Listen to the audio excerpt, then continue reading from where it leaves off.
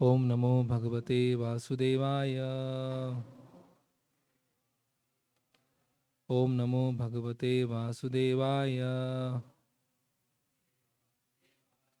ओम नमो भगवते वासुदेवाय। जय जय श्री चैतन्य जय नित्यानंद। जय द्वैत चंद्र जय गौर भक्त वृंदा। जय जय श्री चैतन्य जय नित्यानंदा। जय द्वैत चंद्र जय गौर भक्त वृंदा। जय जय श्री चैतन्य जय नित्यानंदा। जय द्वैत चंद्र जय गौर भक्त वृंदा। थोड़ा आगे आ सकते हैं भक्त लोग। तो आज हम पढ़ेंगे श्री चैतन्य चरितामृत मध्य लीला अध्याय 20। श्री चैतन्य महाप्रभु द्वारा सनातन गोस्वामी को शिक्षा। श्लोक 60। तोमा देखी तोमा स्पर्शी गाई तुम्हार गुण सर्व इंद्रिय फल एई शास्त्र निरूपण। तोमा देखी तोमा स्पर्शी गाई तुम्हार गुण सर्वेंद्रिय फल एई शास्त्र निरूपण। शब्दार्थ अनुवाद एवं तात्पर्य। कृष्ण कृपा मूर्ति अभय चरणारविंद भक्ति वेदांत स्वामी शिल प्रभुपाद जी द्वारा। तुमा देखी तुम्हें देखकर, तुमा स्पर्शी तुम्हें स्पर्श करके, गाई तुम्हार गुण तुम्हारे दिव्य गुणों की प्रशंसा करके, सर्व इंद्रिय फल सभी इंद्रियों के कार्यों की सिद्धि, एई यह शास्त्र निरूपण शास्त्रों का आदेश। तो ये श्लोक चैतन्य महाप्रभु सनातन गोस्वामी को बोल रहे हैं। जब सनातन गोस्वामी अपना प्राइम मिनिस्टर का पोस्ट छोड़कर आ जाते हैं और चैतन्य महाप्रभु से मिलते हैं, तो चैतन्य महाप्रभु उनको आलिंगन करते हैं। और जैसे आलिंगन करते हैं तो सनातन गोस्वामी दूर जाते हैं कि आप मुझे स्पर्श मत कीजिए, मैं बहुत पतित हूँ, अधीम हूँ। तो उसके प्रति उत्तर में चैतन्य महाप्रभु ये श्लोक बोलते हैं। श्री चैतन्य महाप्रभु कहते गए, तुम्हें देखकर, मतलब सनातन गोस्वामी को बोल रहे हैं, तुम्हें स्पर्श करके तथा तुम्हारे दिव्य गुणों का गान करके कोई भी व्यक्ति इंद्रिय के सारे कार्यों के उद्देश्य को पूर्ण बना सकता है। यह प्रामाणिक शास्त्रों का निर्णय है। तात्पर्य। इसकी पुष्टि अगले श्लोक में की गई है, जो हरि भक्ति सुधोदय 13:2 से उद्धृत है। ये आगे का श्लोक भी हम पढ़ लेते हैं। अक्षणो फलम त्वादृशम दर्शनम ही तनो फलम त्वादृश गात्र संगा जीवा फलम त्वादृश कीर्तनम ही सुदुर्लभा भागवता ही लोके। है ना। हे वैष्णव, आप जैसे व्यक्ति का दर्शन करना दृष्टि की पूर्णता है, आपके चरण कमलों का स्पर्श करना स्पर्श इंद्रियों की पूर्णता है, आपके सद्गुणों का गान करना जीव का वास्तविक जीव नहीं जीव जीव टंग जीव का वास्तविक कार्य है, क्योंकि भौतिक जगत में भगवान का शुद्ध भक्त खोज पाना अति कठिन है। ओम ज्ञानतिमिरन्धस्य ज्ञानंजनं शलाकया चक्षुरुन्मिलितं तस्मै श्री गुरुवे नमः। श्री चैतन्य मनोभीष्टं स्थापितं येन भूतले स्वयं रूप कदा मह्यं ददाति स्वापदान्तिकं।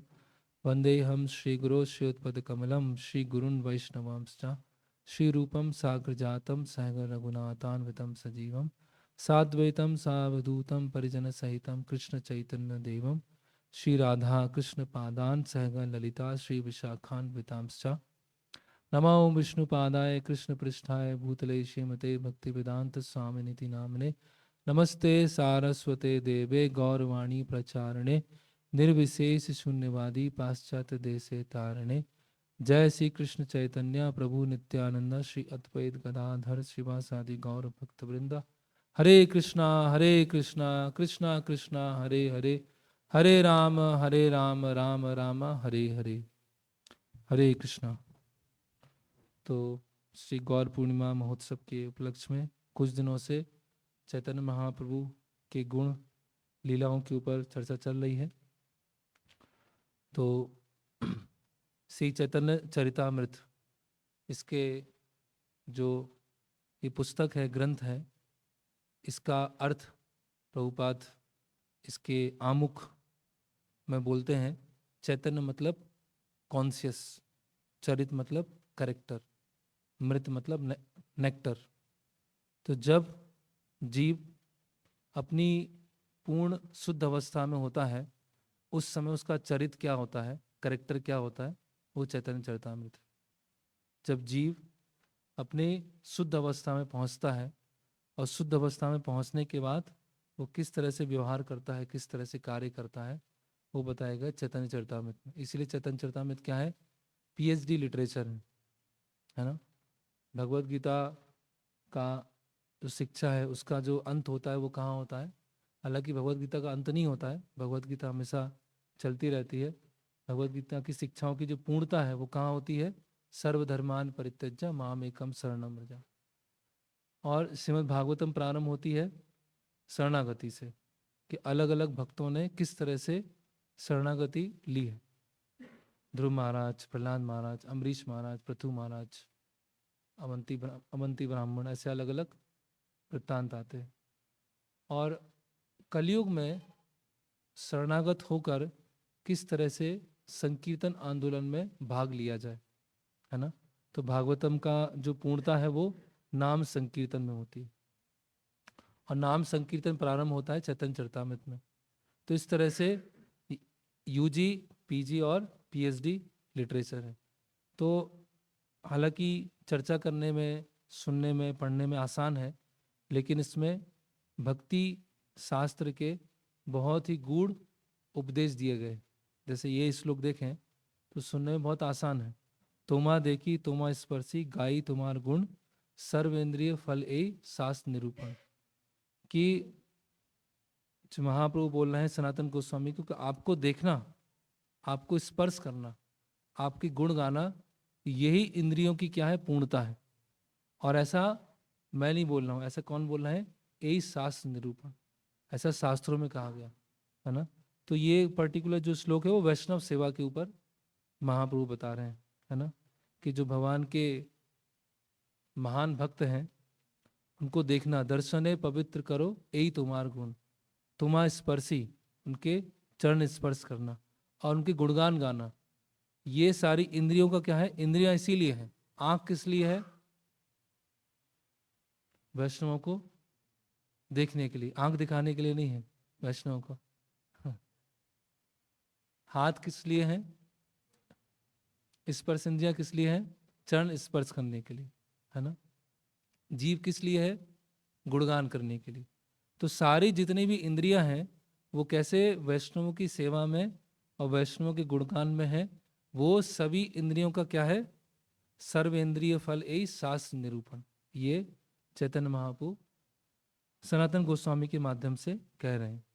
तो आज हम थोड़ा चर्चा करेंगे कि किस तरह से सनातन गोस्वामी पूरी तरह से चैतन्य महाप्रभु की सेवा में आते हैं, और पूरी तरह से सेवा में आने के बाद वो किस तरह से चैतन्य महाप्रभु की सेवा कर रहे हैं, उनकी वैराग्य का स्तर क्या है।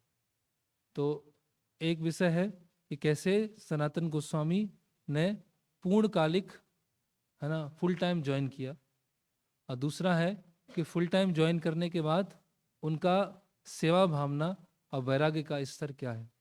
तो दोनों जानना जरूरी है, कैसे ज्वाइन किया जाए, और दूसरा है ज्वाइन करने के बाद कैसे रहा जाए।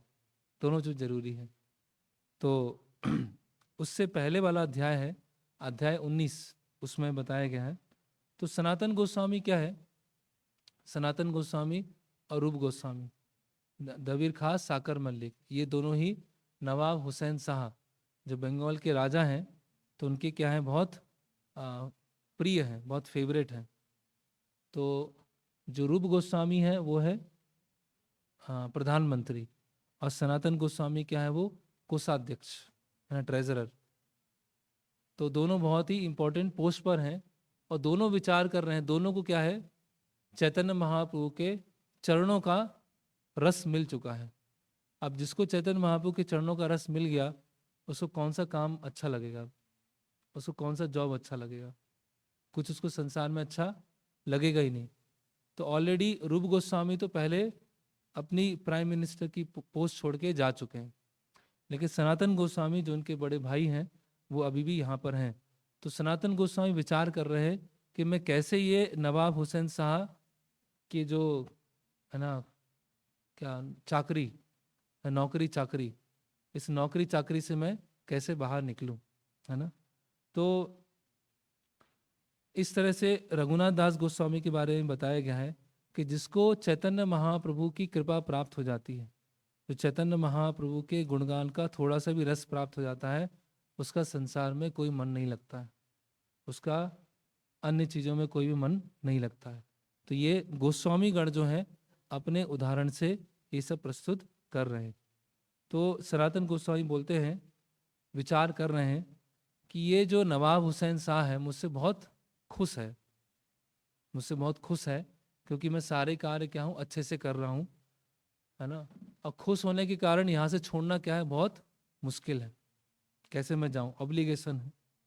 तो एक ही कार्य है कि मैं कुछ ऐसा करूं जिससे मुझ पर गुस्सा हो जाए, ऐसा कुछ कार्य करूं जिससे मुझसे गुस्सा हो जाए, और गुस्सा होके, है ना, ऐसी परिस्थिति बने कि मैं फिर यहाँ से निकल जाऊं। तो जो भी भक्त, चाहे वो कॉलेज स्टूडेंट हो या गृहस्थ भक्त हैं, तो दोनों में से कोई भी अगर फुल टाइम होना चाहते हैं तो वो सनातन गोस्वामी से सीख सकते हैं। सनातन गोस्वामी, रघुनाथ दास गोस्वामी सोच उनसे सीख सकते हैं कि कैसे चेतना होना चाहिए। तो तो सनातन गोस्वामी विचार करते हैं कि मैं अस्वस्थ छद्म करी रहे निज घरे, कि मैं क्या नाटक करूंगा कि मैं बीमार हूं, बीमारी का क्या करूंगा, अस्वस्थ छद्म करी, छद्म मतलब बहाना, निज कार्य छाड़ीला ना जाए राज द्वारे, कि मैं अपना कार्य नहीं करूंगा, राजा के पास नहीं जाऊंगा और अपने घर में रहूंगा और बीमारी का बहाना ले लूंगा, है ना। और सनातन गोस्वामी के अंतर्गत रहने वाले जितने मिनिस्टर थे और जितने उनके सचिव थे, वो सब बहुत लोभी थे, है ना, बहुत ग्रीडी थे। तो सनातन गोस्वामी क्या करते हैं कि अपने जो सेक्रेटरी हैं और अन्य लोगों को बोल देते हैं कि आप अभी कार्यभार संभालिए, मैं छुट्टी पे जा रहा हूँ, तो मैं बीमार बहुत हूँ, तो अभी कुछ समय के लिए घर पे रहूँगा, है ना। और क्या करने लगे कि अपने घर में करीब 20-30 ब्राह्मणों को बुलाया और ब्राह्मणों को बैठा के भागवत चर्चा होना चालू कर दिया, है ना। तो इसके लिए क्या है, कॉन्शियस एफर्ट लगाना होगा। अगर किसी को फुल टाइम आना है तो ऐसा नहीं होगा कि समय के साथ साथ चलता रहेगा और भगवान कृपा करेंगे और भगवान उठा लेंगे।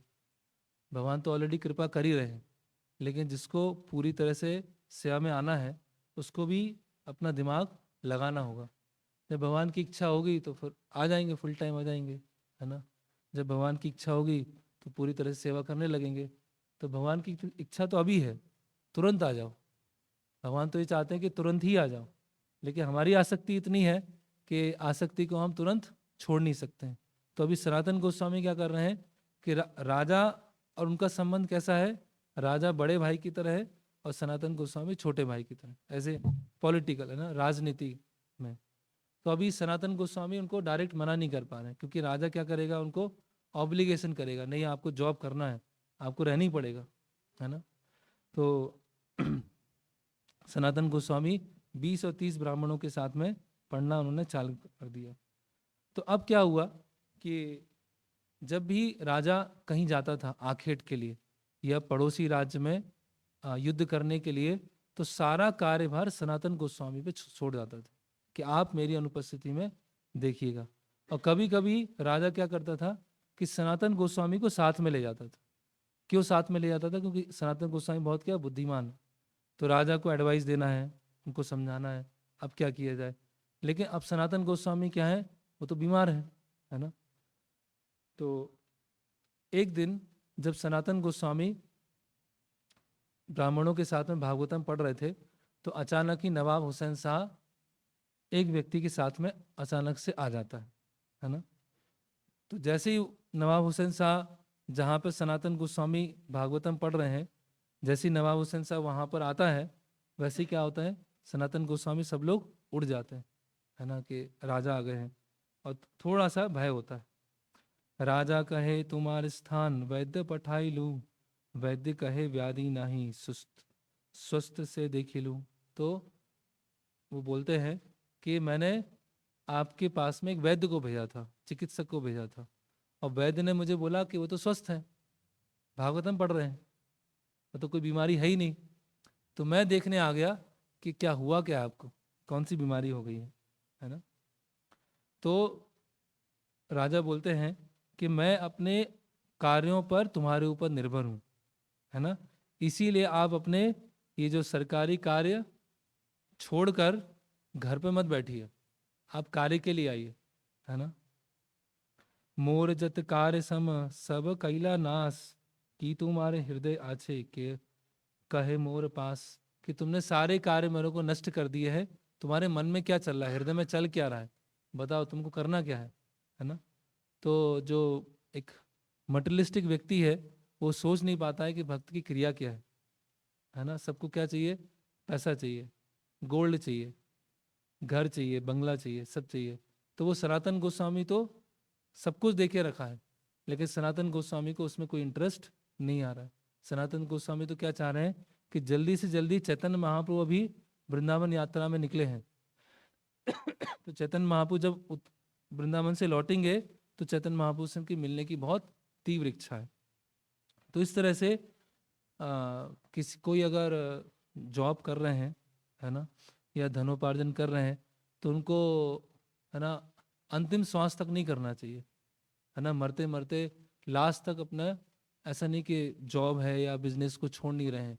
एक समय ऐसा आना चाहिए कि उनको समय आए, क्योंकि धन उपार्जन की कोई लिमिट नहीं है ना, सेटलमेंट की कोई लिमिट नहीं है।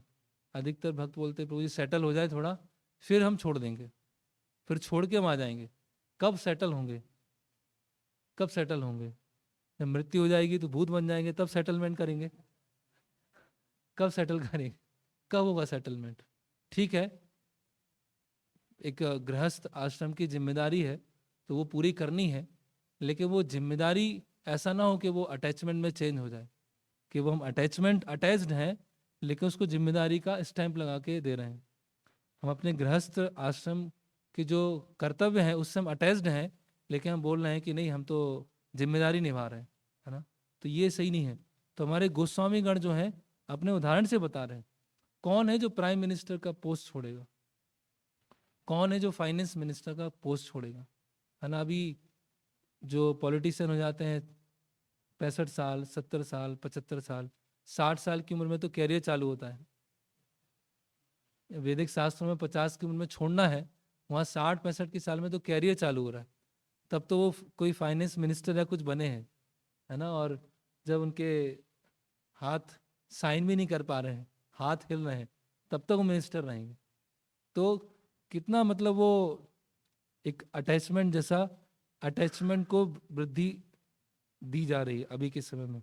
लेकिन हम देख रहे हैं गोस्वामी गण को कि इतनी त्यक्त्या तूर्ण मशेष मंडलपति, है ना, कि वो मंडलपति मतलब बड़े बड़े राजा के पद, राजा जैसे ही हैं, प्रधानमंत्री वो राजा के समान ही है ना, कोषाध्यक्ष राजा के तुल्य ही हैं। तो सनातन गोस्वामी बोलते हैं कि देखिए अब मुझसे काम नहीं हो पाएगा, अब आप मुझसे अपेक्षा मत रखिए कि मैं और आपकी चाकरी करूंगा, है ना। सनातन कहे नहे आमा हईते काम, आर एक जन दिया करे समाधान। कि मैं आपको एक एक व्यक्ति दे देता हूँ, उससे आप काम चला लीजिए, अब मुझसे तो काम नहीं हो पाएगा, अब मैं इतना नहीं कर पाऊँ।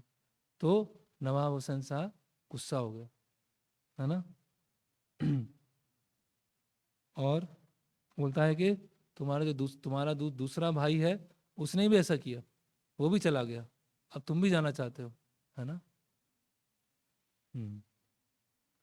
तो सनातन गोस्वामी बोलते हैं कि ठीक है, आप तो राजा हैं, गौड़ेश्वर हैं, है ना, और आप तो पूरे इंडिपेंडेंट हैं, तो आप मुझे जो पनिशमेंट देना चाहें वो पनिशमेंट दे सकते हैं। वो पनिशमेंट मुझे, वो सज़ा मैं उसको खुशी खुशी राजी करता हूँ। तो नवाब हुसैन शाह क्या करते हैं, उड़ीसा जाने से पहले उनको सनातन गोस्वामी को जेल में डाल देते हैं। तो इस तरह से सनातन गोस्वामी क्या हुए, अभी जेल में पहुंच गए। अब जेल से कैसे निकलते हैं वो हम देखते हैं। हम्म। तो रूप गोस्वामी जो हैं वो अभी प्रयाग वाराणसी होते हुए वहाँ पर वृंदावन जा रहे हैं, और रूप गोस्वामी का लेटर आता है सनातन गोस्वामी को, और उस लेटर में बताते हैं, अपने बारे में बताते हैं कि ऐसा ऐसा है, और सनातन गोस्वामी को भी निर्देश देते हैं। तो हालांकि उस लेटर के बारे में चैतन्य चरितामृत में नहीं लिखा है, लेकिन वो इनडायरेक्ट तरीके से रूप गोस्वामी को बताते हैं, सनातन गोस्वामी को बताते हैं। तो रूप गोस्वामी और जो सनातन गोस्वामी है वो चैतन्य महाप्रभु क्या है, बहुत खास हैं, बहुत विशेष भक्त हैं, और इतने विशेष हैं कि चैतन्य महाप्रभु एक बार पुरी से जाते हैं वृंदावन, और उस समय क्या होता है कि चैतन्य महाप्रभु के साथ में बहुत भीड़ जाती है, साथ साथ में बहुत भीड़ जाती है। तो कुछ भक्त बोलते हैं कि महाप्रभु आप जा तो रहे हैं वृंदावन, लेकिन इतनी भीड़ लेके जाएंगे साथ में तो आप अच्छे से दर्शन नहीं कर पाएंगे, है ना। आप अच्छे हैं कि एक असिस्टेंट को साथ में रखिए और उसके साथ में जाइए, इतना पूरा भीड़ के साथ मत जाइए, है ना। आप आपको जो वृंदावन जाकर भगवान की जो लीला स्थली देखना है उसमें बाधा होगी। तो चैतन्य महाप्रभु फिर भी जाते हैं भीड़ के साथ, और पहुंचते पहुंचते कहाँ पहुंचते हैं, राम केली पहुंच जाते हैं। और जब राम केली पहुंचते हैं तो राम केली में रूप गोस्वामी और सनातन गोस्वामी आते हैं रात में उनसे मिलने के लिए, है ना। और चैतन्य महाप्रभु उनको बोलते हैं, एक उपदेश देते हैं कि जैसे कोई स्त्री है ना, उनका पति के अलावा किसी अन्य पुरुष से विचार चल रहा है ना, तो वो क्या करेगी कि घर के कार्य और अच्छे से करेगी, और जब घर के कार्य बहुत अच्छे से करेगी तो जो पति है उसको कोई विश्वास नहीं होगा कि जो पत्नी है किसी अन्य के बारे में सोच रही है। इसीलिए आप लोग भी ऐसे ही रहिए, और समय आने पे मैं आपको बुला लूंगा। तो चैतन्य महाप्रभु रूप गोस्वामी और सनातन गोस्वामी को लेने के लिए पुरी से राम के लिए गए, इतना दूर, केवल 2 भक्तों के लिए, है ना। और फिर रूप गोस्वामी समझ जाते हैं कि चैतन्य महाप्रभु क्या बोल रहे हैं कि आप जो राज की कार्य है इतने अच्छे से करो, इतने अच्छे से करो कि नवाब हुसैन शाह को शंका ही नहीं आए कि ये दोनों निकलने वाले हैं, है ना। तो इस तरह से चैतन्य महाप्रभु बता रहे हैं कि कभी कभी भक्तों को, जो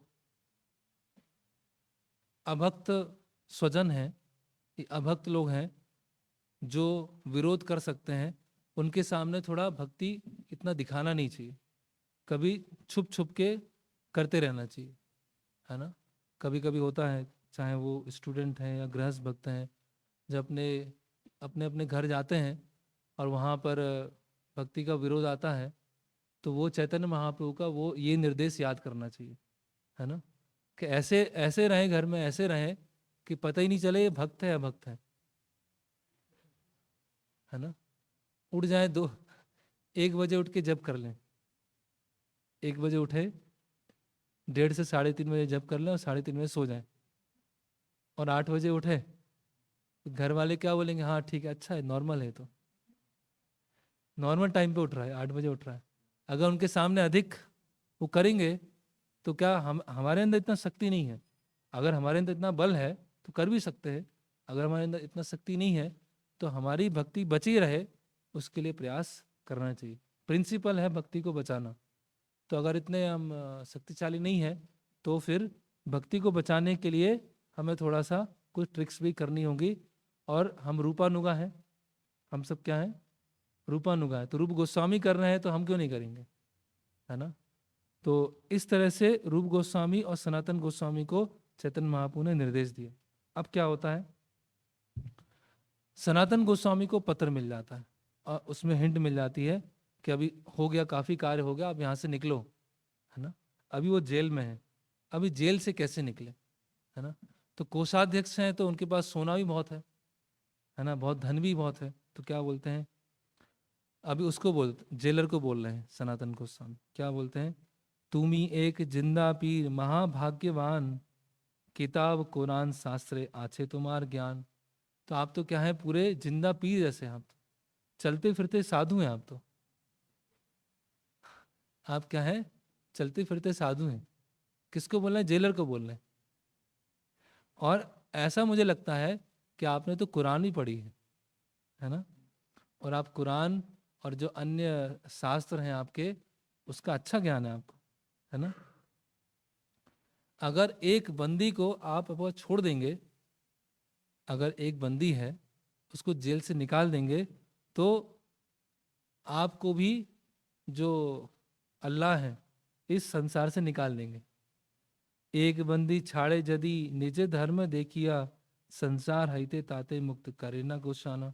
तो क्या बता रहे कि अगर आपने मुझे जेल से निकाल दिया, है ना, एक बंदी को निकाल दिया, तो फिर आपको भी अल्लाह क्या करेंगे, यहाँ से संसार से निकाल देंगे। तो हम देख रहे हैं कि सनातन गोस्वामी जो जेलर से कैसे बात कर रहे हैं, जेलर से ऐसे बात नहीं कर रहे, तुम तो अपना जीवन वेस्ट वेस्ट कर रहे हो, है ना, और ये जीवन किस लिए मिला है, भगवत साक्षात्कार के लिए मिला है, क्या सड़ रहे हैं यहाँ पर, निकालो मुझे, मैं भक्ति प्रचार के लिए जा रहा हूँ।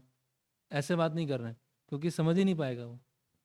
तो कैसे क्या कर रहे हैं सनातन गोस्वामी, डिप्लोमेसी, डिप्लोमेटिक तरीके से बात कर रहे हैं। अरे तुम तो चलते फिरते संत आदमी हो, सारे शास्त्र पता है तुमको, है ना। तो भक्तों को भी क्या है, सेवा के लिए कभी कभी डिप्लोमेसी को यूज करना पड़ता है। ये भक्तों को आना चाहिए। प्रचार कार्य में जा रहे हैं, है ना, या भक्ति में स्वजनों से समस्या आ रही है, तो कभी कभी क्या होता है, जो एक सांसारिक नैतिकता है उसको भी क्रॉस करना पड़ता है। भक्त लोग हालांकि क्रॉस करना नहीं चाहते, और जितना नैतिकता को पालन हो उतना पालन करना चाहते हैं, लेकिन कभी कभी ऐसी परिस्थिति होती है कि उनको उस नैतिकता को क्रॉस करना पड़ता है ना। तो अभी सनातन गोस्वामी क्या कर रहे हैं, उस जेलर को क्या कर रहे हैं, उसका मक्खन पॉलिश चल रही है ना। उसको इतना खुश कर देंगे, इतना खुश कर देंगे, वो तो खुश होके पूरा जाओ, निकल जाओ। तो इसीलिए कभी कभी क्या होता है ना, लड़ने से काम नहीं चलता है, कभी कभी क्या होता है, डिप्लोमेटिक तरीके से कार्य करना पड़ता है। जैसे वो भगवान का अवतार है ना, मोहिनी मूर्ति, जब अमृत का कलश आता है, तो जब अमृत का कलश आता है तो असुरगण और देवता आपस में लड़ रहे हैं, मुझे कलश चाहिए, वो कलश चाहिए, इसको कलश चाहिए, उसको कलश चाहिए। तो असुरों के पास कलश आ गया, तो अब देवता चिंतित हो गए कि असुरों के पास कलश पहुंच गया, अब क्या होगा। तो मोहिनी अवतार आता है। अब मोहिनी अवतार बोलते हैं, असुरों से बोलते हैं, अरे आप लोग तो बहुत समझदार हो, बहुत अच्छे सभ्य लोग हैं आप, दोनों में से आप झगड़ा बंद कर दीजिए। तो सब असुर होते हैं एकदम आकर्षित हो जाते हैं, अरे हम तो बहुत समझदार लोग हैं, हम तो बहुत सभ्य लोग हैं, चलो बात मान लेते हैं, और मुझे घड़ा दे दीजिए, है ना, मैं बांट दूंगी, देवताओं को देवताओं को थोड़ा बहुत बांट दूंगी, वैसे देना तो तुम्हें ही है। तो इस तरह से मोहिनी अवतार क्या करते हैं, असुरों के साथ डिप्लोमेटिक तरीके से बात करते हैं। तो ये कभी कभी ये व्यवहार हमें करना, प्रभुपाद भी करते थे, प्रभुपाद भी कभी कभी ऐसे, एक बार प्रभुपाद मॉर्निंग के टाइम में मसाज ले रहे थे अपने सर्वेंट से, तो लेटर आता है गिरिराज महाराज का, और लेटर आया, उसमें था कि जो मिस्टर नायर है उसकी डेथ हो गई।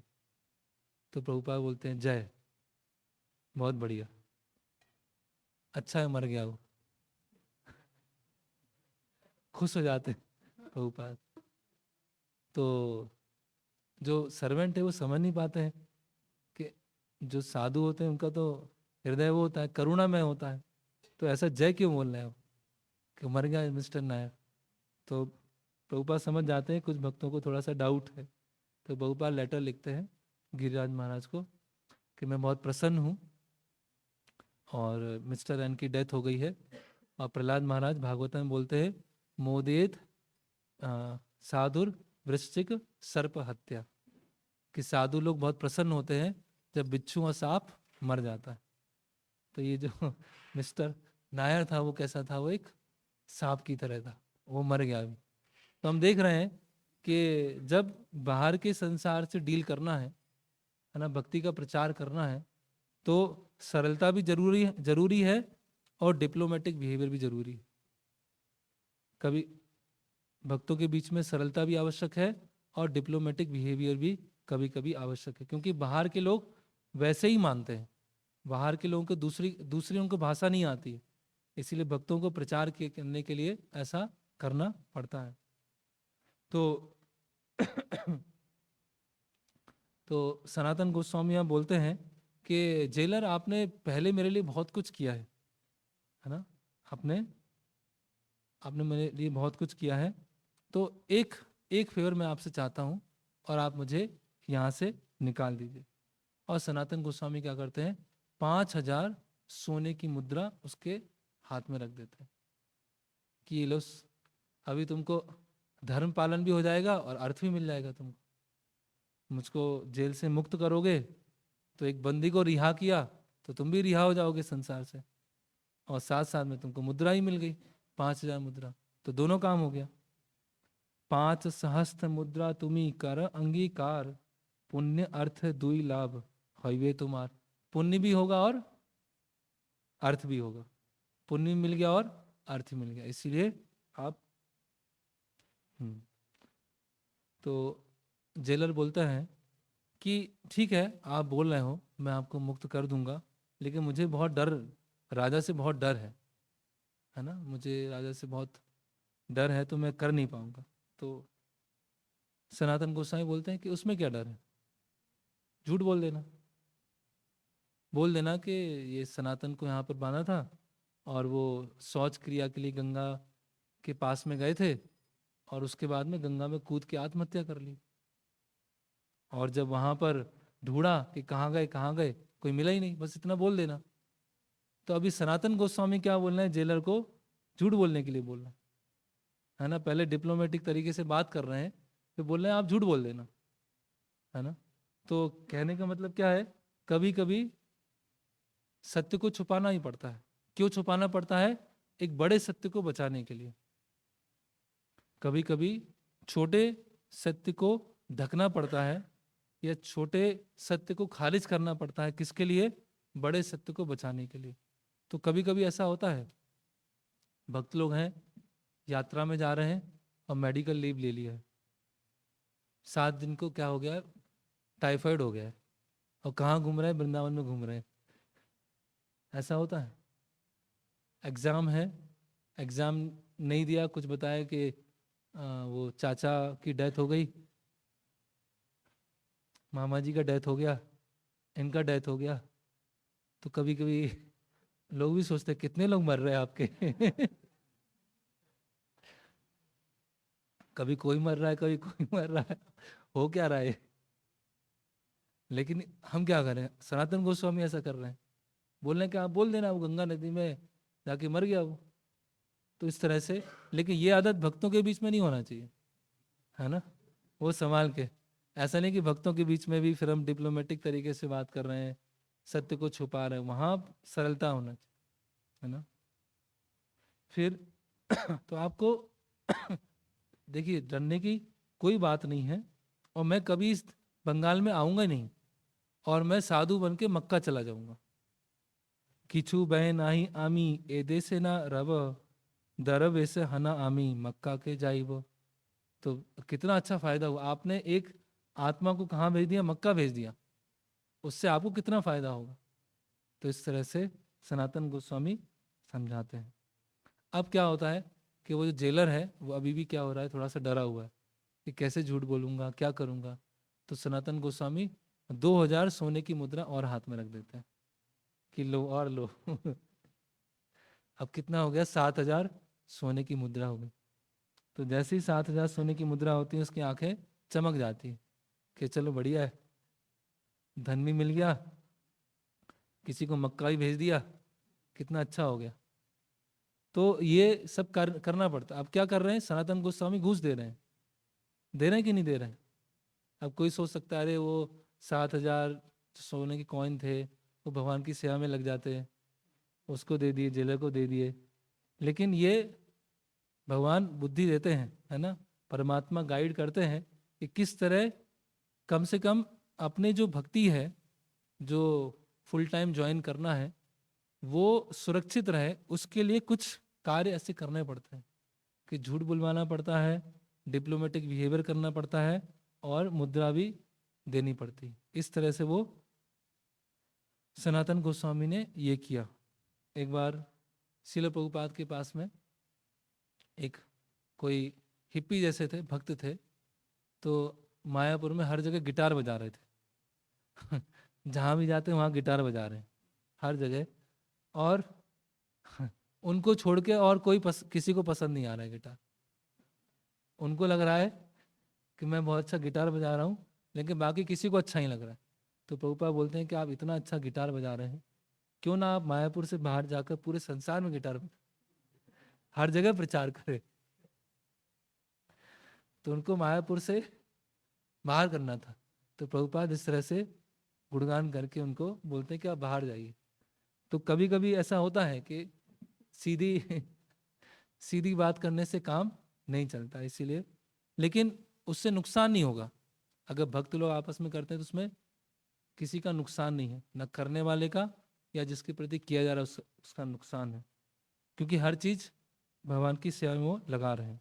ऐसे शास्त्रों में बहुत सारे उदाहरण हैं, है ना। प्रभुपाद जी ने भी इस तरह से व्यवहार किया, जैसे मिस्टर एन के साथ में आता है।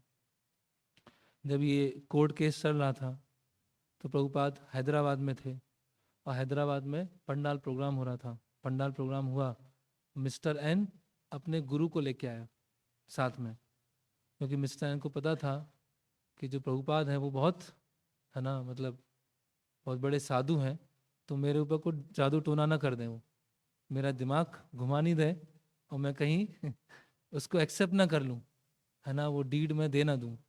तो अपने अपने साथ में एक साधु को लेके आया, कुछ तांत्रिक को लेके आया वो। तो अभी प्रभुपाद आए, प्रभुपाद जी की शिष्य हैं, सेक्रेटरी है, और वो मिस्टर एन है, और वो तांत्रिक बैठा हुआ। तो प्रभुपाद जी ने कहा कि प्रसाद लेके आइए, है ना, फीस्ट। तो मिस्टर एन ने अच्छा खूब फीस लिया, और तांत्रिक ने भी अच्छे से फीस लिया। तो मिस्टर एन ने बोला कि स्वामी जी, प्रभुपाद आप थके होंगे, आप विश्राम कर लीजिए। तो प्रभुपाद बोलते हाँ ठीक है, प्रसाद के बाद थोड़ा सा रेस्ट होना चाहिए। तो प्रभुपाद अपने रूम में चले गए, और मिस्टर एन और उनके गुरु जो थे वो वहाँ पर अपने रूम में चले गए। तो प्रभुपाद जी ने अपने जो सर्वेंट हैं उनसे बोला, जब कोई आपको बोले कि आप बहुत थके हुए हैं, रेस्ट कर लीजिए, इसका मतलब वो थका हुआ है बहुत, है ना। तो आप जाके देखो वो क्या कर रहे हैं। तो सर्वेंट जाते हैं और देखते हैं कि मिस्टर एन और तांत्रिक दोनों सो रहे हैं। तो सर्वेंट रिपोर्ट देते हैं प्रभुपाद जी को कि वो दोनों सो रहे हैं। प्रभुपाद बोलते हैं मिस्टर एन को उठाओगे, अभी डील करेंगे, उसके गुरु को सोने दो। मिस्टर एन को उठाते हैं, मिस्टर एन को बुलाते हैं, प्रभुपाद नया लेटर तैयार करते हैं और मिस्टर एन के साइन करा लेते हैं। अब जैसे मिस्टर एन साइन करता है वो सोचता है अरे क्या हो गया मुझसे, ये मैंने क्यों कर दिया। तो इस तरह से श्रील प्रभुपाद ऐसे डीलिंग में क्या थे, बहुत एक्सपर्ट थे। तो अब क्या हुआ, सनातन गोस्वामी चलते जा रहे हैं, चलते जा रहे हैं, चलते जा रहे हैं। अलग अलग पर्वत हैं, नदियां हैं, कंकड़ पत्थर, वो सब सहन करते हुए आगे बढ़ते जा रहे हैं। अब एक जगह थी जिसका नाम था पातड़ा। पातड़ा, तो एक पातड़ा जगह है, शायद झारखंड में जगह है। वहाँ पे वो पहुँचते हैं, और वहाँ पर एक जमींदार होता है, और जमींदार के पास में पहुँचते हैं और रात का समय हो जाता है और उसके आगे पहाड़ों का जो रास्ता था बहुत कठिन था। तो सनातन गोस्वामी सोचते हैं कि आज मैं यहाँ रुक जाता हूँ। और उस जमींदार के पास में एक व्यक्ति था जो हस्तरेखा पढ़ना जानता था, ज्योतिष जैसा था, है ना। तो तो वो जो ज्योतिष है उस जमींदार को बोलता है कि इस व्यक्ति के पास में 8 सोने के सिक्के हैं, है ना। इनके पास क्या है? 8 सोने के सिक्के हैं।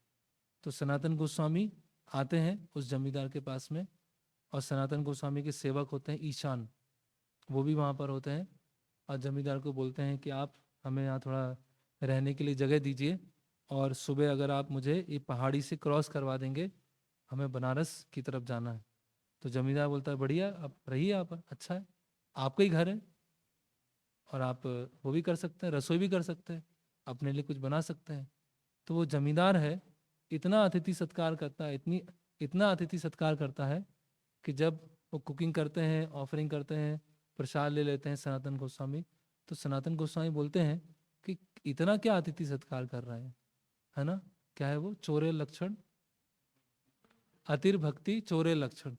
कोई ज्यादा ही अतिथि सत्कार कर रहा है, इसका मतलब क्या है? कुछ काम निकलवाना चाहता है, कुछ ना कुछ वो, है ना।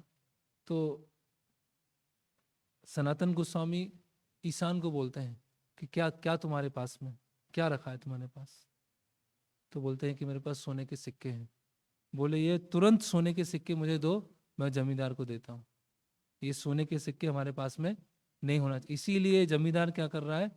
बहुत ज्यादा अतिथि सत्कार कर रहा है। तो बोलते कितने सिक्के हैं? तो ईशान बोलते 7 सिक्के हैं मेरे पास, और 7 सिक्के दो। और सनातन गोस्वामी 7 सिक्के लेते हैं और जमींदार को दे देते हैं। तो जमींदार बोलते हैं कि आप को मैं आज रात में मारने वाला था, आपसे सिक्के लेने वाला था, तो वो तो आपने दे दिए तो अच्छा है, लेकिन अब आप अपने पास ही रखिए, मुझे सिक्के नहीं चाहिए, आप बहुत ईमानदार हैं इसीलिए अपने पास रखिए। तो सनातन गोस्वामी बोलते हैं आप जैसे कोई दूसरा ही मिल सकते हैं, आगे कोई दूसरा मिल सकता है, इसीलिए आप ये रख लो, है ना। ये अटैचमेंट, अटैचमेंट क्या करता है? वो मार सकता है। तो इसीलिए आप, अच्छा है कि वो 7 सिक्कों को रख लीजिए। तो जमींदार बोलते हैं कि ठीक है, मैं अपने सैनिकों के द्वारा आपको पार करवा दूंगा। तो जब पहाड़ों के थ्रू पार करवाते हैं, तो जब पहाड़ पार हो जाते हैं, तो सनातन गोस्वामी ईशान से पूछते हैं कि अभी कुछ है या नहीं है, अब कुछ बचा कि नहीं बचा? तो ईशान बोलते हैं कि एक सोने का सिक्का मेरे पास में है। तो बोलते हैं अभी लौट जाओ यहाँ से, अब मेरे साथ में आने की जरूरत नहीं है ना। अभी आप रास्ते से बंगाल वापस चले जाइए। तो सनातन गोस्वामी क्या करते हैं? ईशान को एक सोने के सिक्के साथ में भेज देते हैं। अब आगे जो घटना होती है, अब सनातन गोस्वामी पहुंचते हैं हाजीपुर, एक जगह है हाजीपुर।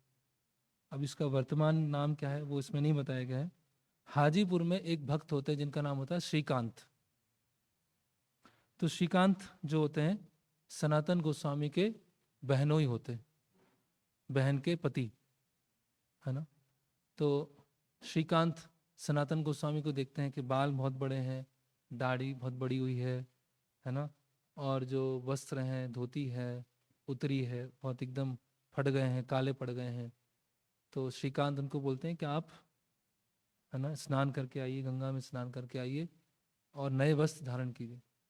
तो सनातन गोस्वामी बोलते हैं कि नहीं, मुझे यहाँ रुकना नहीं है, मैं तो बस थोड़ा सा विश्राम करके वाराणसी की तरफ जाऊंगा। तो श्रीकांत बोलते हैं कि आप थोड़ा रुकिए, कुछ दिन रुकिए यहाँ पर। सनातन गोस्वामी बोलते हैं कि मैं बिल्कुल भी रुक नहीं सकता हूँ, है ना। और बताते हैं कि कैसे वो नवाब हुसैन शाह के जो राज्य था उसको छोड़ के यहाँ तक आ पाए हैं। तो आप मुझे मदद कीजिए गंगा नदी को पार करने के लिए।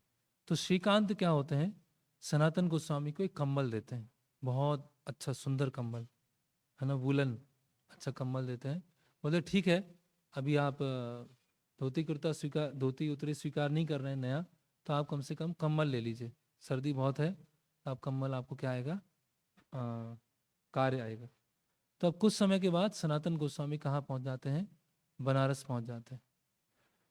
और बनारस में जब पहुंचते हैं तो कुछ दिनों के बाद पता चलता है कि चैतन्य महाप्रभु भी वृंदावन से लौट रहे हैं और वाराणसी आने वाले हैं। तो उनको बहुत उत्सुकता हो जाती है सनातन गोस्वामी को कि महाप्रभु ही आएंगे, उनसे मिलना होगा, है ना। इतने समय के बाद उनसे चैतन्य महाप्रभु के दर्शन होंगे, तो वो रुक जाते हैं। अब क्या होता है, चंद्रशेखर घरे आसी द्वारे ते बसीला, महाप्रभु जानी चंद्रशेखर कहिला। तो चंद्रशेखर आचार्य के घर के पास में सनातन गोस्वामी बैठ जाते हैं और महाप्रभु क्या है, चंद्रशेखर आचार्य के घर पर। महाप्रभु चंद्रशेखर आचार्य को बोलते हैं कि जाओ, बाहर एक भक्त बैठे हुए हैं, उनको लेके आइए। बाहर एक वैष्णव बैठे हैं, उनको आप लेके आइए। तो चंद्रशेखर जाते हैं। द्वारे ते वैष्णव नाही प्रभु रे कहिला, के है कहीं प्रभु तहारे पूछीला। तो द्वार पे तो कोई वैष्णव है ही नहीं। तो चैतन्य महाप्रभु बोलते कोई तो होगा वहां पर, कोई तो है वहां पर। तो बोलते हैं हाँ, एक दरवेश है, एक मुस्लिम फकीर है ना। तेहो कहे एक दरवेश आछे द्वारे, तारे आन प्रभु वाके कहिला तहारे। तो एक दरवेश है, एक मुस्लिम फकीर वहां बैठे हुए हैं। तो महाप्रभु बोलते हैं उनको लेके आ जाइए, उन दरवेश को लेके आ जाइए। तो चंद्रशेखर आचार्य अपने घर के द्वार के बाहर जाते हैं, बोलते हैं कि दरवेश, आपको महाप्रभु ने अंदर बुलाया है, वो आपसे मिलना चाहते हैं। तो सनातन गोस्वामी जब सुनते हैं तो बहुत प्रसन्न हो जाते हैं, है ना। तो आप देखते हैं कि सनातन गोस्वामी ने इतना प्रयास किया, है ना, मतलब कई महीने लग गए महाप्रभु के पास पहुंचने में, है ना। जेल में इतने समय रहे, जेल से भागे, फिर सारे जो जो आम रास्ता है उसको फॉलो नहीं किया, जो पर्वत का रास्ता होता है उसको फॉलो किया, फिर एक मरने का डर था, फिर श्रीकांत के यहाँ पहुंचे। इतना मेहनत करके जब वो महाप्रभु के पास में पहुंचते हैं तो महाप्रभु क्या हो जाते हैं, बहुत प्रसन्न हो जाते हैं, है ना। अल्टीमेटली हमारी सेवा से महाप्रभु प्रसन्न होना चाहिए, ऐसा कार्य करना चाहिए कि महाप्रभु को प्रसन्नता हो, है ना। महाप्रभु के पास में और भी बहुत सारे भक्त, वाराणसी के बहुत सारे जो रहने वाले लोग होंगे वो भी उनसे मिले होंगे, है ना, उनको भी लाभ हुआ होगा। और जब महाप्रभु वृंदावन से वाराणसी आ रहे होंगे तो उनके दर्शन से भी बहुत लोगों को लाभ हुआ होगा। लेकिन फिर भी महाप्रभु प्रसन्न किन से हो रहे हैं, सनातन गोस्वामी से। सनातन गोस्वामी को बुला रहे हैं कि आप उनको लेके आइए, है ना। सनातन गोस्वामी ऐसा नहीं कि महाप्रभु आ गया, मैं कितना प्रतीक्षा किया, अब तो आप बुला ही नहीं रहे मुझे, कब से मैं उनके घर के बाहर बैठा हुआ हूं, है ना। ऐसा कुछ नहीं है, कोई डिमांड नहीं है। बस महाप्रभु की इच्छा से, महाप्रभु की कृपा से सब बंधन तोड़ने के बाद वो आके विनम्रता से चंद्रशेखर आचार्य के घर के पास में बैठे हुए हैं। तो कितना महत्वपूर्ण एटीट्यूड है ना। विनम्रता की भावना होना, एक तुच्छता की भावना होना, कि महाप्रभु सनातन गोस्वामी ने इतना एक तरह से कष्ट लिया, है ना, इतना बुद्धि का उपयोग किया, अलग अलग तरह से कार्य किया महाप्रभु से मिलने के लिए। वो करने के बाद वो बिल्कुल भी महाप्रभु के सामने इस तरह से प्रस्तुत नहीं होना चाहते, है ना। वो चंद्रशेखर आचार्य के माध्यम से ही महाप्रभु से मिलना चाहते हैं, वो तुरंत महाप्रभु के पास में जाना नहीं चाहते। तो ये कितना इंपॉर्टेंट प्रिंसिपल है ना। फिर तो जब महाप्रभु ने देखा सनातन गोस्वामी को दूसरी बार, रामकेली के बाद में दूसरी बार यहाँ देखा, तहारे अंगने देखी प्रभु धाना आइला, तारे आलिंगन करी प्रेमावष्ट हिला। तो जैसे ही महाप्रभु ने सनातन गोस्वामी को देखा तो महाप्रभु एकदम दौड़ते हुए आए और सनातन गोस्वामी को गले लगा लिया, आलिंगन कर लिया, है ना। प्रभु स्पर्शे प्रेमावष्ट हिला सनातन, मोरे ना छुई कहे गदगद वचन। तो क्या बोल रहे हैं सनातन गोस्वामी, मुझे आप स्पर्श मत कीजिए, है ना, मुझे आप स्पर्श मत कीजिए, मैं बहुत क्या हूं, है ना, मुस्लिम शासक के अंतर्गत रह के मैंने कार्य किया है, मैं भी वैसे ही हो गया हूँ। मैं नीच, अधम, पापी, ऐसी मेरी स्थिति हो गई। तो देखिए भगवान सनातन गोस्वामी को गले लगाना चाह रहे हैं, लेकिन सनातन गोस्वामी क्या बोल रहे हैं कि मोह न छुई है, मुझे आप स्पर्श मत कीजिए, है ना, मैं केवल आपके दर्शन किया, वही उसी से संतुष्ट हूं। तो कैसे एक भक्त का भाव होना चाहिए, है ना, कैसे एक महान भक्त का, उसको प्रिविलेज लेने का प्रयास नहीं करना चाहिए। प्रिविलेज को क्या बोलेंगे, प्रिविलेज हिंदी क्या बोलेंगे, अधिकार या फायदा, मौके का फायदा, हाँ ये भी फायदा।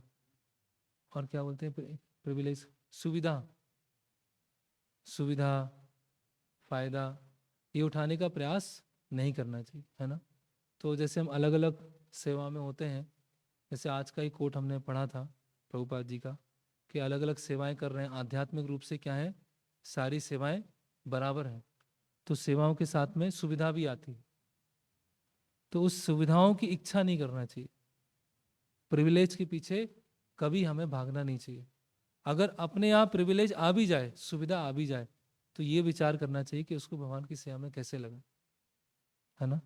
तो सनातन गोस्वामी ऐसा नहीं सोच रहे हैं कि सारे भक्तों को साइड में करके डायरेक्ट चैतन्य महाप्रभु से मिलूंगा।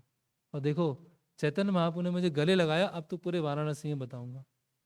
तो देखो चैतन्य महाप्रभु ने मुझे गले लगाए और यहाँ क्या बोल रहे हैं, मोरे ना छुए, मुझे स्पर्श मत कीजिए, मैं उसके लिए योग्य नहीं हूँ, मैं उसके लिए अधिकारी नहीं हूँ, मैं पापी अधम हूँ, मुझे, है ना, आज्ञा दीजिए, आप आज्ञा पालन करूंगा, लेकिन मुझे इसका मतलब इस तरह से मुझे आप स्पर्श मत कीजिए। तो इस तरह से चैतन्य महाप्रभु और सनातन गोस्वामी कुछ समय तक वहां बातचीत करते हैं। सनातन गोस्वामी को भी अश्रु आते हैं और महाप्रभु को भी अश्रु आते हैं, और चंद्रशेखर आचार्य देख के आश्चर्यचकित होते कि ये कौन आ गए, ऐसे कैसे कौन से भक्त आ गए, इनको देख के महाप्रभु इतना प्रसन्न हो रहे हैं, इतने अश्रु आ रहे हैं उनको, है ना। फिर अभी महाप्रभु क्या करते हैं कि अपने दिव्य हाथों से, क्योंकि सनातन गोस्वामी बहुत दिन से चल रहे थे, तो पूरे शरीर पे क्या थी, बहुत धूल थी, है ना, बहुत धूल। तो अभी सनातन गोस्वामी के शरीर को साफ करने लगे अपने हाथों से, है ना। श्री हस्ते करें तार अंग समार्जन, तेहो कहे मोरे प्रभु ना करे स्पर्शन।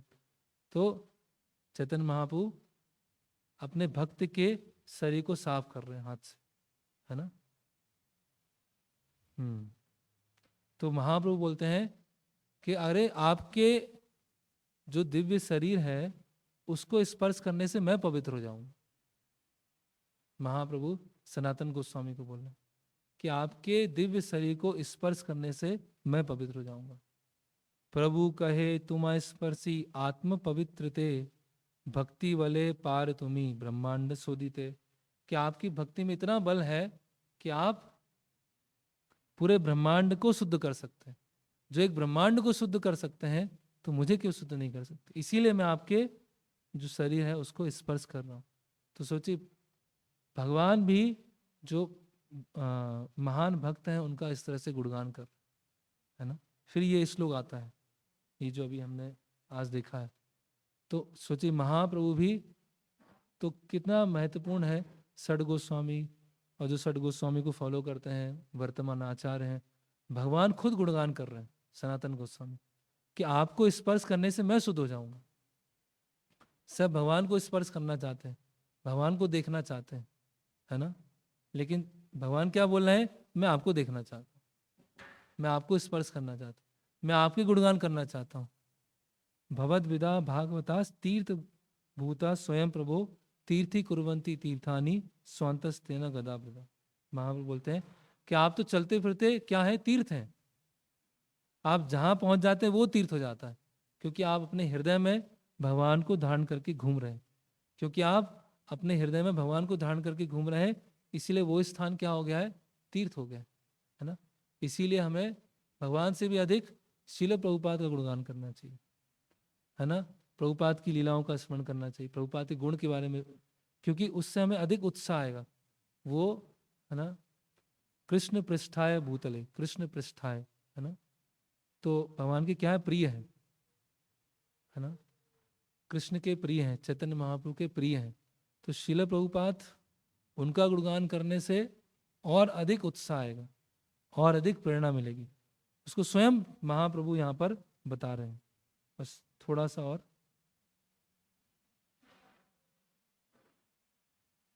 तो ये आज का श्लोक आ जाता है। हरि भक्ति सुधा में बताया गया है कि बता रहे हैं कि हे वैष्णव, आपको देखना आंखों की संपूर्णता है, आपके चरणों को स्पर्श करना जो स्पर्श इंद्रिय है उसका फल है, और आपके गुणों का गुणगान करना वो जीव की वास्तव में एक्टिविटी है ना। For in this material world it is very difficult to find a pure devotee of the lord, है ना। एते कही कहे प्रभु सुन सनातन, कृष्ण बड़ा दयामय पतित पावन। कि हे सनातन सुनिए, ये कृष्ण कितने दयालु हैं कि आपको ऐसी परिस्थिति से निकाल दिया।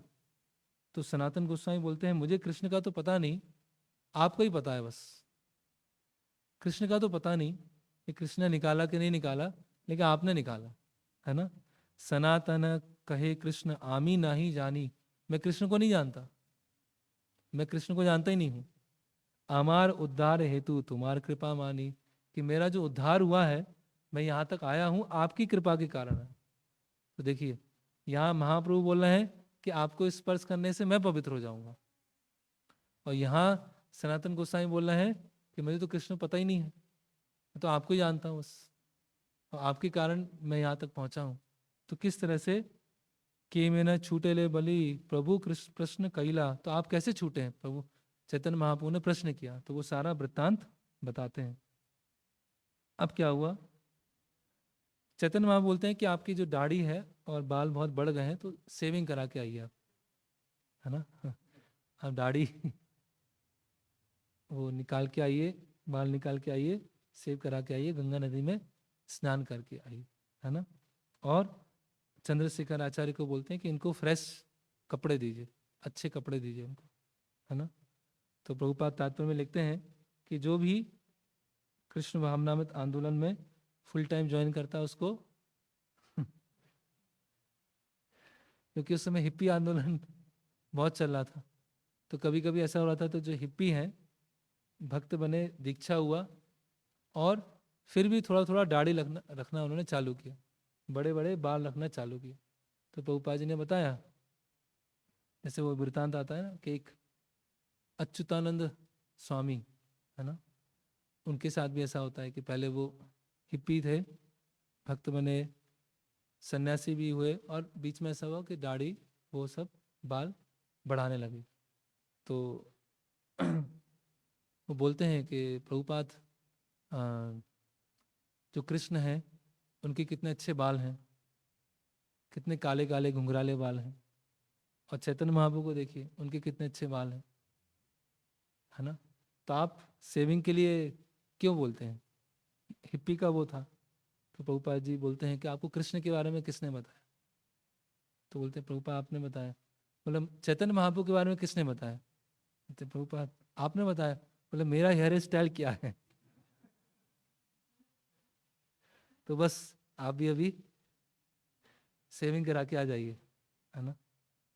तो इसीलिए अब वो क्या बोलते हैं, चंद महाप्रभु बोलते हैं कि आप सेविंग करा के आइए और अच्छे स्वच्छ वस्त्र धारण किए। तो सनातन गोस्वामी सेविंग करा के आते हैं, गंगा में स्नान करा के करके आते हैं, लेकिन जो अच्छे धोती उतरी होती उसको ग्रहण नहीं करते हैं। जो पुराने होते हैं उनके, जो पहन के आते हैं धोती और उतरी, उसी को धारण करते हैं, है ना। तो तो महाप्रभु को पता चलता है कि सनातन गोस्वामी ने सेविंग करा लिया है, लेकिन नए वस्त्र धारण नहीं किए, वो जो पुराने वस्त्र है वही धारण किए, है ना। तो महाप्रभु जब सुनते हैं तो उनको बहुत क्या हो जाता है, बहुत प्रसन्नता हो जाती है। बहुत अच्छा, बहुत बढ़िया। एक बैरागी को भोग विलास का जीवन नहीं जीना चाहिए, अगर आवश्यकता नहीं है तो उसको ग्रहण नहीं करना चाहिए, है ना। तो अगर ऐसी कोई सेवा नहीं है जिसमें हमें प्रचार है या जो एक पब्लिक है उनके सामने जाना है, जहाँ पर ऐसी सेवा है, तो अगर वस्त्र इतने अच्छे भी नहीं है तो कोई बात नहीं, है ना। अब ऐसा नहीं कि ये उदाहरण पढ़ के फिर हम सोचें किसी से हम प्रचार करने जा रहे हैं और धोती फटी हुई है, कुर्ता फटा हुआ है, क्यों? क्योंकि सनातन गोस्वामी ने भी ऐसा किया इसीलिए हम भी ऐसा कर रहे हैं। ऐसा नहीं है, उसके मर्म को समझने का प्रयास करना चाहिए कि जब व्यक्तिगत रूप से जब हम प्रचार में नहीं है तो फिर क्या आवश्यकता है, क्यों हम नया धोती कुर्ता उसके लिए प्रयास करें, या नए कोई गैजेट से उसके लिए प्रयास करें, या नया मुझे ये चाहिए इसके लिए प्रयास करें। जीवन कैसा होना चाहिए? वैराग्य का जीवन होना चाहिए, है ना। तो अगर तपस्या का जीवन होना चाहिए, हाँ प्रचार के लिए अगर कुछ है उसको उपयोग कर रहे हैं तो बहुत सावधानी से प्रचार के लिए उपयोग करना, है ना। तो चैतन्य महाप्रभु के बहुत सारे भक्त हैं जो बहुत ऑप्युलेंस में हैं, रामानंद राय, और चैतन्य महाप्रभु के कई भक्त हैं जो बहुत वैराग्य में हैं, जैसे सनातन गोस्वामी, रूप गोस्वामी। तो यहाँ पर हम देख रहे हैं कि सनातन गोस्वामी पुराने वस्त्र ही पहनते हैं, नया नहीं लेते हैं। तो महाप्रभु क्या हो जाते हैं? बहुत प्रसन्न हो जाते हैं। अब क्या होता है कि प्रसादम के लिए आते हैं एक महाराष्ट्रियन ब्राह्मण के यहाँ, और उनके कंधे पर वो सुंदर कम्बल अभी भी होता है। तो महाप्रभु कम्बल को देख रहे होते हैं, देख रहे हैं कम्बल को। तो चैतन्य महाप्रभु, सनातन गोस्वामी सोचते हैं कि महाप्रभु कम्बल की तरफ क्यों देख रहे हैं, ऐसा क्या हो गया, है ना। तो सनातन गोस्वामी कुछ समय में समझ जाते हैं कि महाप्रभु को एक कम्बल अच्छा ही लग रहा है।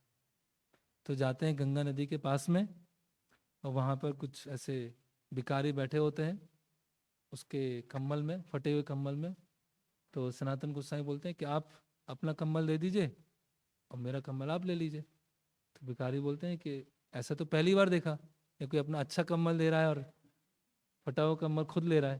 बोले हाँ आप ले लीजिए, मेरा कम्बल ले लीजिए और अपना जो फटा हुआ कम्बल है मुझे दे दीजिए। तो फटा हुआ कम्बल लेते हैं और फिर आ जाते हैं कुछ समय के बाद चैतन्य महाप्रभु के पास। तो चैतन्य महाप्रभु देखते हैं तो और खुश हो जाते हैं, बहुत बढ़िया, बहुत अच्छा। तो चैतन्य महाप्रभु बोलते हैं कि जो एक अच्छा, हम बता रहे हैं, एक अच्छा जो वैद्य होता है, अच्छा डॉक्टर होता है, कि जब मरीज पूरी तरह से ठीक हो गया है तो थोड़े बहुत कीटाणु बचे हुए तो उसको क्यों छोड़ा जाए। अब वो ठीक हो गया, 7 दिन का कोर्स था, 6 दिन का कोर्स ले लिया है, सिम्टम चले गए हैं, तो 1 दिन की दवाई बची है तो उसको भी ले लो, क्योंकि वो कीटाणु दिख नहीं रहे हैं, मरीज को नहीं दिख रहे हैं, लेकिन डॉक्टर को पता है कि 7 दिन का लेना है। तो उसी तरह से अभी आप सब छोड़ के आ ही गए हैं, है ना, आपने वैरागी का वेश रखा है ना, तो फिर ये सुंदर कंबल से इतना क्यों आ सकती है, आप सुंदर कंबल से क्यों उसको यूज करना चाहते हो, ये तो मजाक हो जाएगा। महाप्रभु बोलते हैं, यहाँ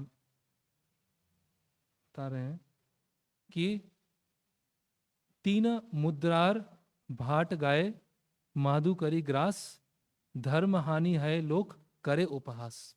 तो क्या बोल रहे हैं कि एक तो आप मधुकरी कर रहे हैं, भिक्षाटन कर रहे हैं, और बढ़िया कंबल ओढ़ा हुआ है, तो ये तो क्या उपहास हो जाएगा समाज में, कि है साधु का जीवन और रह रहा है एकदम आराम से, तो ये तो कॉन्ट्राडिक्टरी हो गया ना।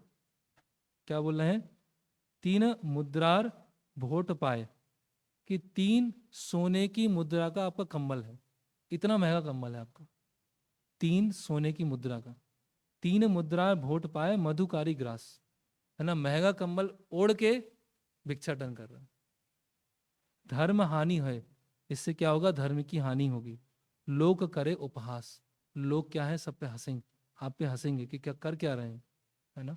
तो इसीलिए जो फुल टाइम है, चाहे ब्रह्मचारी हैं या जो गृहस्थ भक्त फुल टाइम जाते हैं, वानप्रस्थ में जाते हैं, तो उनका जीवन क्या होना चाहिए? बहुत सरल होना चाहिए। प्रचार के लिए जो आवश्यक है वो चीज़ें हैं, वो ठीक है, लेकिन जब प्रचार नहीं है तो ऐसा नहीं होना चाहिए कि वो एक जो वो उपहास जैसा हो जाए, कि वैराग्य का जीवन है ना, और बहुत सुख सुविधाओं में भी रह रहे हैं, तो वैराग्य का जीवन, सुख सुविधाएं, वो तो आपस में मैच नहीं करता। तो इसीलिए एक अच्छा वैद्य क्या है, पेशेंट में लास्ट में कोई भी कीटाणु नहीं बचेगा, थोड़ा भी कुछ नहीं बचना चाहिए, वो भी पूरा निकल जाए। तो इस तरह से चैतन्य महाप्रभु ने वो कम्बल भी सनातन गोस्वामी से वो दूर कर दिया।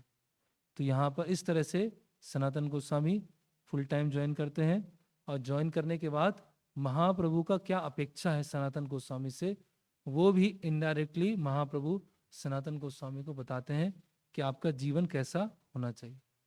हरे कृष्णा कृष्णा कृष्णा हरे हरे, हरे राम राम राम हरे हरे। किन्हीं का कोई प्रश्न? समय तो हो गया है,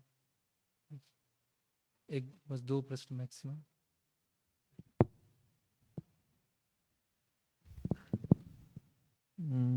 जो एक चीज़ बताई ब्रो, डिप्लोमेसी और पॉलिश करना, तो हम कई बार यूज़ करते हैं अभक्तों से डीलिंग में, लेकिन कई बार हैबिट बन जाती है क्योंकि हम ऐसा ही प्रचार में लगे।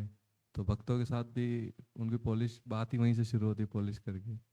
या तो मुझे अपना मोटिव फुलफिल करना है, या मेरे डिपार्टमेंट का कुछ सेवा है वो मुझे फुलफिल करना है। तो हम पॉलिश करते हैं, हम डिप्लोमेसी यूज़ करते हैं। तो इसके बारे में आप कुछ बताएं। हाँ, तो वो अच्छा नहीं है। भक्तों के बीच में सरलता होना चाहिए, भक्तों के बीच में स्ट्रेट फॉरवर्ड होना चाहिए। बाहर के जगत में डील करने के लिए, भक्ति का प्रचार करने के लिए, स्वयं की भक्ति को बचाने के लिए, अन्य भक्तों की भक्ति को बचाने के लिए हमें डिप्लोमेटिक बिहेवियर करना होता है, जैसे सनातन गोस्वामी कर रहे हैं। और अगर एक भक्त दूसरे भक्त से करता है, जैसे प्रभुपाद जी ने उन भक्त के साथ में किया, तो उसमें उस भक्त का अहित नहीं है। लेकिन सामान्यतः जो हम डिप्लोमेटिक बिहेवियर करते हैं वो अपना कार्य निकालने के लिए करते हैं, उनको भक्ति की तरह भूल जाते हैं। हमारा चीज़ इम्पोर्टेंट है, कोई हमारा डिपार्टमेंट इम्पोर्टेंट है, हमारी सेवा इम्पोर्टेंट है, उस तरह से हम कार्य करने लगते हैं।